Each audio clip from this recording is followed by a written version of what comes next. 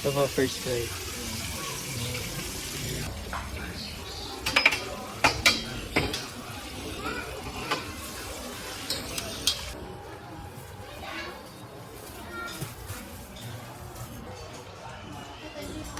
Nakailang kilo po ay ng chicken sa isang araw? Iba-iba, minsan 50 lang, minsan 75. Oh, laki na Kasi rin. parang take one siya. Kaya ibig sabihin, dalawa yung transaction. Tsaka malaki yung, ano niya po, hiyo. Dalawa yung transaction yun.